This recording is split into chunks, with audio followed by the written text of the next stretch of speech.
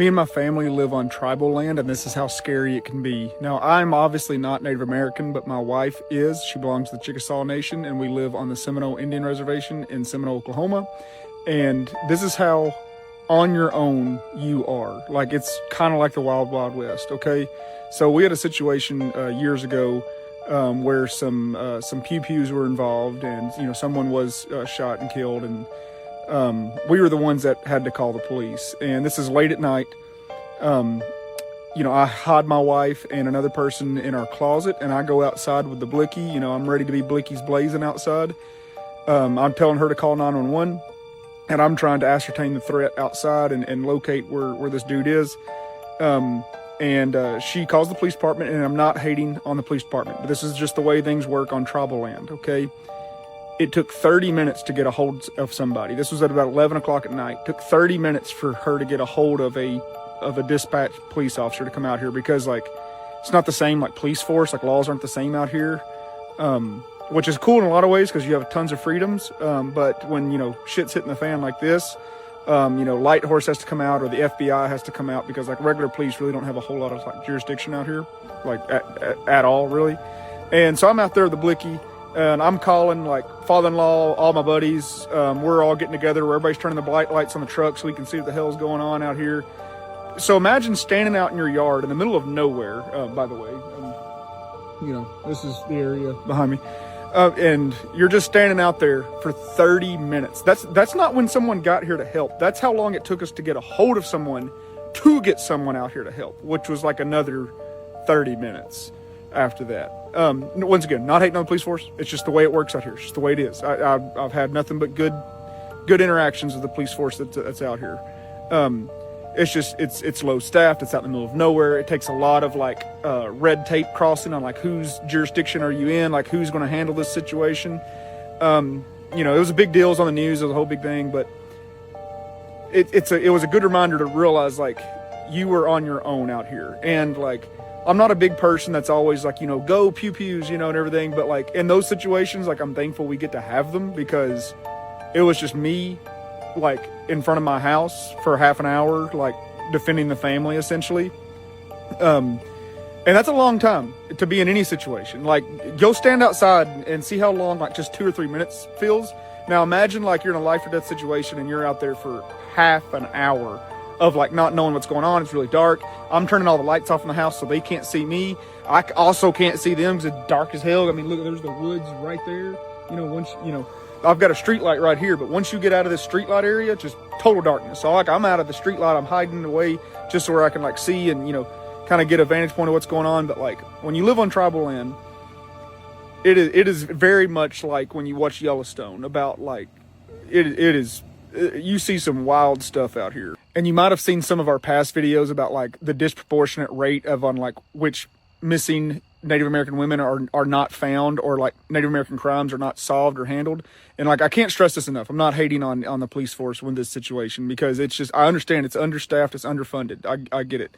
But imagine you were a woman by yourself in that situation, and somebody's after you, and I mean, you're just, and you're 30 minutes is how long it takes for that phone call to go through. It ain't going through, man. Like, in a situation where somebody's on top of you right there at that very moment, which luckily there was multiple of us, you know, you can't make, that phone call's never going through, man. It's not going through. So it's going to be a long time before anybody knows that there's a problem. And by then, with Interstate 40 nearby and everything else, you're states away, you're gone, or you're just dead right then and there. Like, it is a problem. And I don't really know what the resolution of it is, because I think the root of it all is the funding isn't there.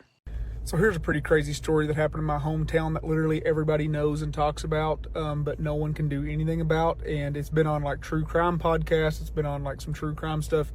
But here it is. I actually grew up with a guy, went to church with him every Sunday for years. You know, he was in trouble with the law, you know, every once in a while, you know, what have you. And he got married. And one day, him and his wife went to a famous park called Burgess Falls State Park. And then apparently he just, like, went missing, and no one could find him. And then, like, that same day, his wife was, like, riding around with a new dude in the car, and they, like, went to his aunt's house. No one had reported him missing yet, apparently. So the aunt was like, "Who's that guy in your car, and where's he at?" And I don't want to say the names because this person would probably just immediately try to sue or something. And, you know, and it's already gone through the court that apparently she had nothing to do with it. But the aunt was like, you know, hey, where's he at? And she was like, oh, yeah, we went to the park earlier and can't find him. And she's like, whoa, what do you mean you can't find him? And you're running around with some new guy, you're married, and you're wanting to get his stuff from my house that he had stored here? No, that's not cool. So then they officially report him missing. Literally the next day on Facebook, his wife said that she was in a relationship with a new dude while he's still missing. She's not helping look for him, doesn't go to any of the search parties, whatever. And no one ever found him. They think that he fell off a cliff and like fell into the water, and then like months and months went by and they finally found his dead body.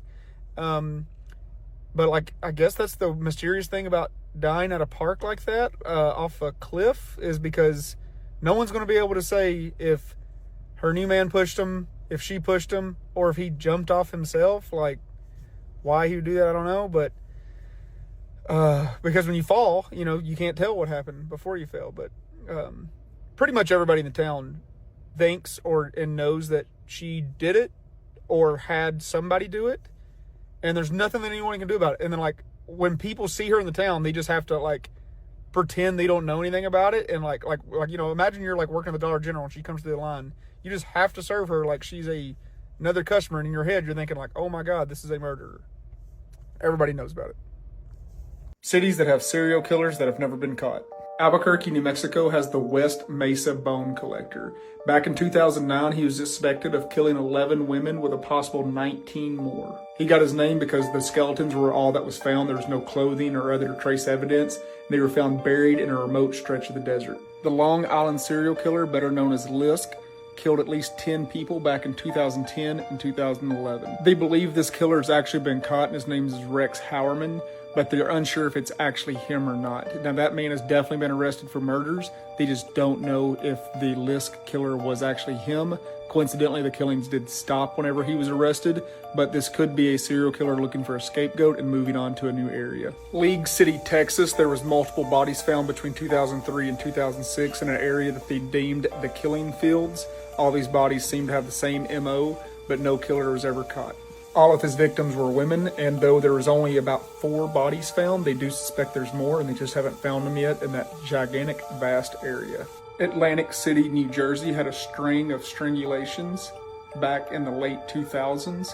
They were all women, and no one was ever identified.